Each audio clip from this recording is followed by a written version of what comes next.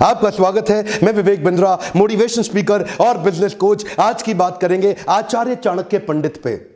इनको कौटिल्य और विष्णुगुप्त के नाम से जाना जाता था। पिता का नाम चाणक्य, इसीलिए इनका नाम पड़ा चाणक्य। बुद्धि के भगवान। इनकी कूटनीतियों पर चल के कई साम्राज्य स्थापित हुए। आज कई बड़ी मिनिस्ट्रीज है हमारे देश में। Education minister, home minister, finance minister, defence minister, foreign minister, ये सारी सबसे इंपॉर्टेंट मिनिस्ट्री हैं। और ये ऐसे व्यक्ति थे जो सारी मिनिस्ट्रीज अकेले देखने में सबसे ज्यादा सक्षम, और इनसे ऊपर प्राइम मिनिस्टर, ये खुद आगे चल के चंद्रगुप्त मौर्य के प्राइम मिनिस्टर हुए। नालंदा के विश्वविद्यालय में ये एक प्रोफेसर थे, एक शिक्षक थे। शिक्षक होने के साथ साथ इंटरनेशनल डिप्लोमेसी कैसे बिल्ड करनी है, पॉलिटिकल गवर्नेंस कैसे लाना है, प्लानिंग कमीशन को कैसे तैयार करना है, ऑडिटिंग मैकेनिज्म को कैसे तैयार करना है, इन सब में ये इतने एक्सपर्ट व्यक्ति। अगर आप भी बुद्धि अपनी बिल्ड करना चाहते हैं, बुद्धि का विकास चाहते हैं, इस वीडियो को ध्यान से देखिए। ये समुद्र शास्त्र में भी पारंगत थे। क्या होता है समुद्र शास्त्र? एक इंसान से बात करते वक्त उसके चेहरे को देख के बता देंगे कि व्यक्ति सोच क्या रहा है। इतना एक्यूरेट प्रेडिक्शन देंगे उसके बिहेवियर के बारे में, उसके इमोशंस के बारे में, उसके रिएक्शंस के बारे में। ये एक्सपर्टीज इनको आगे चल के कई साम्राज्य को स्थापित करने में इसकी मदद करी। इनके बचपन से शुरुआत करते हैं। एक बार चाणक्य बाहर बगीचे में खेल रहे थे। पीछे से इनके घर में एक एस्ट्रोलॉजर ज्योतिषी आया, जो उनकी मां से जब मिला तो उन्होंने चाणक्य की पत्री देख के बोला कि ये तो आगे चल के इसके जीवन में राजयोग लिखा है, ये आगे चल के देश का बड़ा प्रधानमंत्री भी बन सकता है। मां सोचने लगी, अगर ये प्रधानमंत्री बन गया तो ये तो मुझको भूल जाएगा। तो उन्होंने कहा, क्या ये बात सच है? बोला, इसकी पुष्टि करनी हो तो चाणक्य के दांत को देखना, सामने वाले दांत पे उसके नागराज का चिन्ह होगा। और वो पुष्टि करने के लिए जब मां ने बुलाया तो देखा कि चाणक्य के दांत पे वो चिन्ह था। तो मां रोने लगी, बोली, तू आगे चल के राजयोग के चलते प्रधानमंत्री बनेगा, मुझको भूल जाएगा। इतना सुनते ही चाणक्य ने पत्थर उठाया और अपना दांत तोड़ दिया। और क्या बोला, मां, तेरे प्रेम के चलते मैं ऐसे हजारों राजपाट तुरंत खत्म कर दूंगा। इससे पता चलता है चाणक्य को कभी सत्ता का लोभ नहीं था। आगे चल के देशभक्त चाणक्य तक्षशिला के प्रधानाचार्य बने, प्रधानाध्यापक बने। उन्हीं दिनों सिकंदर पूरी दुनिया को जीतते हुए भारत की तरफ बढ़ रहा था। सोने की चिड़िया भारत को लूटने के लिए वो आक्रमण पे आक्रमण कर रहा था, पोरस को हरा चुका था। और चाणक्य के मन में उन दिनों एक ही सपना था, क्यों ना अखंड भारत का निर्माण किया जाए, एक शक्तिशाली राजा को खड़ा किया जाए। ये अलग अलग राजाओं से इन्होंने मिलना शुरू किया। उस समय मगध जो सबसे बड़ा साम्राज्य था, नंदा डायनेस्टी का, आज के समय में जो उड़ीसा है, बिहार है, उत्तर प्रदेश जो आज का समय है, वो सारा सब उस समय मगध कहलाया जाता था। और नंदा डायनेस्टी का सबसे बड़ा राजा धनानंद, ये उसके पास गए और उसको इन्फ्लुएंस करने का प्रयास किया कि क्यों ना सिकंदर के खिलाफ हम तैयारी करें।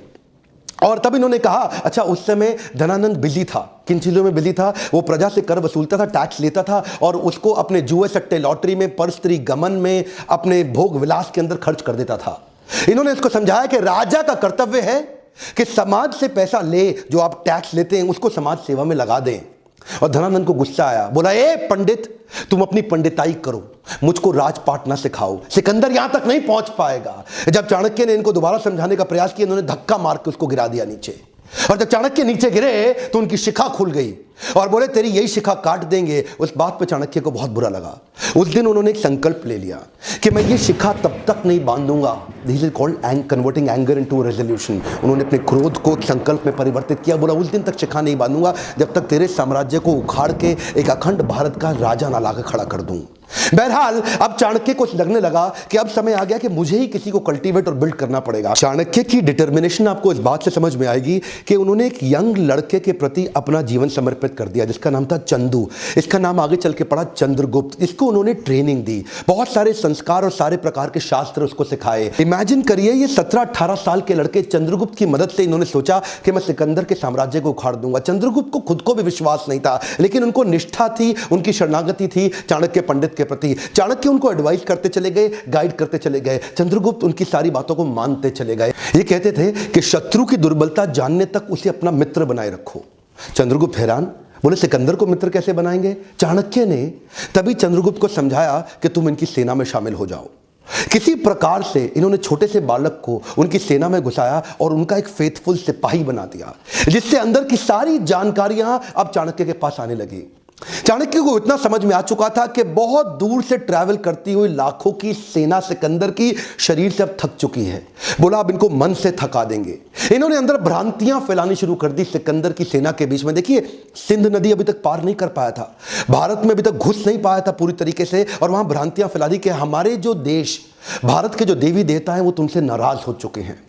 इन्होंने अजीबोगरीब काम कराए। कभी कभी अलग अलग दिनों में खाने में जहर मिला देते थे, द्विकंटक नीति के साथ छोटे छोटे अटैक करा देते थे, उनके देश के झंडे को जो पहाड़ पर लगा हुआ है उसको जला देते थे, अलग अलग प्रकार की विषमक भ्रांतियां फैला देते थे, लोगों के अंदर कंफ्यूजन, आपस में उनको लड़वा देते थे। 15, 16, 17, 18 साल के 10-15 लड़कों की मदद से इन्होंने उस सेना को खोखला बनाना शुरू किया, उनका मनोबल तोड़ना शुरू किया। सिकंदर ज्यादा लंबे समय तक रुक नहीं पाया। क्या कहते हैं, जो जीता वही सिकंदर? गलत है सर, जो जीता वही सिकंदर नहीं, जो जीता वही चंद्रगुप्त मौर्य। ये किसी को नहीं पता, सिकंदर भारत में कभी घुस ही नहीं पाया। चंद्रगुप्त मौर्य केवल गाइडेंस लेते रहे आचार्य से, और आचार्य चाणक्य पंडित की गाइडेंस में पूरी सेना को उखाड़ के बाहर कर दिया। इससे क्या हुआ, अब इनमें कॉन्फिडेंस बहुत आ गया। 5000 हाथी घोड़ों की एक सेना बना के सोचे कि मगध की राजधानी पाटलिपुत्र पर जाकर के एक हमला कर देते हैं और धनानंद को भी उखाड़ देंगे। अब ये ओवर कॉन्फिडेंस इनके लिए नुकसानदायक रहा। ये पहुंच तो गए 5000 के हाथी घोड़ों छोटी सी सेना लेके, लेकिन आधे दिन के अंदर दोपहर होते होते ही मगध की सेना ने इनको उखाड़ के बर्बाद कर दिया, खत्म कर दिया। किसी प्रकार से चंद्रगुप्त चाणक्य ने अपनी जान बचाई, भाग करके एक झोपड़ी के पीछे जाके छिप गए। अंदर मां कुछ खाना बना रही थी बच्चे को लेके, और बच्चा वो जो गरम गरम खिचड़ी थी खौलती हुई, उसमें हाथ डाल के जैसे ही खाना खाने लगा उसका हाथ जल गया। और तभी मां चिल्लाई, अरे पागल हो गया है तू, तो चाणक्य की तरह मूर्ख है, खिचड़ी के अंदर गरम गरम हाथ डालेगा तो जल ही जाएगा। परिधि से कोने कोने से खिचड़ी को खाओ, ठंडा करके आराम आराम से, कोने कोने से खाओगे हाथ नहीं जलेगा, बीच में हाथ डालोगे हाथ जल जाएगा। चाणक्य ने जाके बीच में मगध के झगड़ा कर लिया, उसको बाहर बाहर से तैयारी करनी चाहिए थी। यह बात सुनते ही चाणक्य की आंखें खुल गई, उनको अपनी गलती का एहसास हुआ। उन्होंने जाकर के औरत के पांव छुए और बोले, माई तुमने मुझको एक नई बड़ी शिक्षा दी। चाणक्य में सबसे अच्छी बात क्या थी, वो कई बार तकलीफों में आए क्योंकि बड़ी रिसोर्सेस सेना नहीं थी। धनानंद उस समय सबसे बड़ा साम्राज्य था उनका, नंदा डायनेस्टी का, लेकिन इन्होंने जाकर के 7 स्ट्रैटेजीज बनाई। पहली जो उन्होंने मां से वही सीखी कि परिधि पे हमला करो।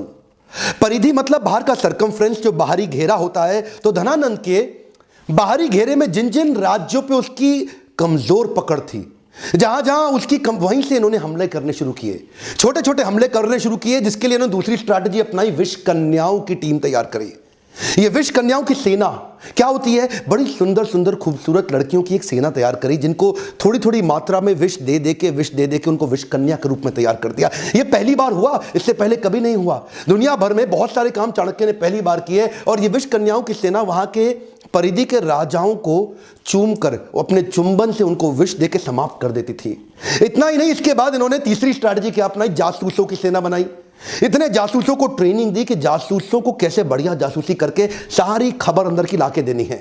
अब चाणक्य को समझ में आ गया, स्ट्रैटेजिकली चलेंगे। ये क्या कहते थे, शत्रु के लेकर के कभी गुस्से से शत्रु के बारे में मत सोचो। अगर गुस्सा आ जाएगा शत्रु के खिलाफ तो आपकी एनालिटिकल एबिलिटी खत्म हो जाएगी। तो चाणक्य जो आंकलन करते थे ना, एनालिसिस, वो ऐसा इतना जासूसों से इतनी इंफॉर्मेशन लाते थे, और कभी कभी जासूसों की भी जासूसी करा देते थे। चाणक्य इतने एक्सपर्ट थे कि पैरेलली चौथी स्ट्रैटेजी बना रहे थे, building a high performance team. ये इन्होंने कैसी करी, इन्होंने वात्सायन मुनि का एक वेश धारण कर लिया, और ये जानते थे कि अगर बड़ी सेना बनानी है तो उनके मन, बुद्धि और आत्मा को जीतना पड़ेगा। एक पॉपुलर अपने आप को वात्सायन मुनि के भेष में जाकर के लोगों को जगह जगह कथा प्रवचन करते थे, और उनको धीरे धीरे इंस्पायर करते थे कि तुम चंद्रगुप्त की सेना को ज्वाइन कर लो। ये जानते थे कि प्रेम से बात करूंगा और आध्यात्मिक बात करूंगा, लोग प्रभावित हो जाएंगे, प्रभुभावित हो जाएंगे, और मेरी स्टोरी और मेरी कहानी पे विश्वास करेंगे और चंद्रगुप्त की सेना को ज्वाइन करते चले जाएंगे। उनकी आत्मा, मन, बुद्धि को जीतने के बाद अपनी वाणी की शक्ति से उनको प्रभावित करके एक एक करके धीरे धीरे 8 लाख लोगों की सेना तैयार कर दी। यह सेना ऑलरेडी 4 गुना बड़ी हो चुकी थी अब धनानंद से। इनके पास हाथी घोड़ों की बड़ी सेना और घुड़सवार रथों की बड़ी सेना, पैदल सिपाहियों की सेना, इतनी बड़ी सेना धीरे धीरे ये देखिए, इस सारी स्ट्रैटेजीज पैरेलल करते चले गए। हमारे देश में आज आरक्षण का बड़ा चक्कर चल रहा है ना, वहां पे आरक्षण के चक्कर के सख्त खिलाफ थे। ये कहते थे केवल योग्य व्यक्ति को आगे बढ़ाऊंगा, your country is only as powerful as your lieutenants. तो अपने लेफ्टिनेंट को चूज करते थे। जो आदमी योग्य है उसी को आगे बढ़ाते थे। उनके ट्रेनिंग कैंप्स पे क्या कहते थे कि राजा को अपने आसपास के लोग बुद्धिमान और योग्य रखने चाहिए, चापलूस लोग नहीं चाहिए जो केवल आपकी तारीफ करते रहें। चाणक्य श्लोक बोलते थे, दुर्जनेषु च सर्पेषु वरम सर्पो न दुर्जना, सर्पोदंशति कालेना दुर्जनस्तु पदे पदे। चाणक्य कहते थे दुर्जन मतलब दुष्ट व्यक्ति और सर्पेशु मतलब सांप, इन दोनों में से सांप अच्छा है। वरम सर्पो न दुर्जना, दुर्जन को छोड़ दो, सांप के साथ रह लो। सर्पोदंशति कालेना दुर्जनस्तु पदे पदे, सांप तो एक ही बार काटेगा, एक ही बार डसेगा, लेकिन दुर्जनस्तु पदे पदे, दुर्जन व्यक्ति हर कदम पे आपको डसेगा, हर बार डसेगा। इसीलिए क्या कहते थे कि मैं टीम ऐसी तैयार करूंगा जो केपेबल लोगों की हो और दुर्जन ना हो। तो ये एक हाई परफॉर्मेंस टीम तैयार करते गए और साथ साथ ये छापामार युद्ध के छोटे छोटे प्रयास करते गए। ये इनकी अगली स्ट्रैटेजी समझिएगा। एक तो देखिए होता है कि टेस्ट एंड लॉन्च और एक होता है launch and test. Test and launch क्या होता है? पहले छोटे छोटे टेस्ट करो, पायलट एक्सपेरिमेंटेशन करो, छोटा टेस्ट करो और उसके बाद उसको वैलिडेट करो। और दूसरा क्या है, पहले लॉन्च कर दो और बाद में देखना टेस्ट करके रिजल्ट आया कि नहीं आया। जो पिछली गलती करी थी 5000 घोड़े सैनिक के साथ, वो क्या था, पहले लॉन्च कर दिया, बाद में टेस्ट से पता चला कि ये फेल हो गए। अब क्या करते थे, अब कहते थे अभ्यास करेंगे। बोले प्लानिंग और प्रैक्टिस में फर्क है। प्लान तो आपका ठीक हो गया लेकिन छोटे छोटे प्रैक्टिस करेंगे। तो छापामार युद्ध परिधि में लगातार करते रहते थे। उससे इनकी प्रैक्टिस बढ़ती चली गई, इतनी प्रैक्टिस बढ़ गई कि उसके बाद वो टेस्ट एंड लॉन्च इतने सारे टेस्ट कर दिए कि ताकि बड़ा हमला करने पे दिक्कत ना आए। और अगली स्ट्रैटेजी में इंटरनेशनल अलायंसेस बिल्ड करके अपनी ताकत और अपनी सेना को बढ़ा करते गए। कश्मीरी राजा प्रवर्तक को उन्होंने अपने साथ में लिया और बाहर से कई यूनानी राजाओं को भी अपने साथ लिया, जो ये पिछली बार पहले जीत चुके थे ना सिकंदर को, तो वहां से कुछ यूनानी राजाओं के साथ भी उन्होंने सपोर्ट लिया। पोरस का भी सपोर्ट अपने साथ में लिया और कई समुद्री लुटेरों को भी अपने साथ में अपनी सेना में बनाया। इतनी बड़ी सेना बना करके ये 7 स्ट्रैटेजीज मिला के इकट्ठे चलते चले गए। एक एक करके अंदर घुस के पूरी धनानंद की नंदा डायनेस्टी को उखाड़ के खत्म कर दिया। धनानंद कभी सपने में नहीं सोच पाया, वो तो शराब के नशे में रहता था, प्रजा के टैक्स को अपने मजे के लिए खर्च कर देता था। लेकिन चाणक्य जानता था अखंड भारत का सपना मुझे ऐसे ही पूरा करना होगा। ये 7 पैरेलल स्ट्रैटेजीज पे आप वीडियो को वापस घुमा घुमा के ध्यानपूर्वक देखिए। ये तो थी चाणक्य की 7 पैरेलल स्ट्रैटेजी धनानंद को जीतने के लिए। इसके बाद अखंड भारत को उन्होंने बढ़ाया कैसे? Kabul, Gandhar, Kandhar, Balochistan, Turkmenistan, Kyrgyzstan, Central Asia तक उन्होंने एक छत्र राज्य कैसे एस्टैब्लिश किया, ये अभी नहीं बताऊंगा, ये अगले वीडियो में बताऊंगा।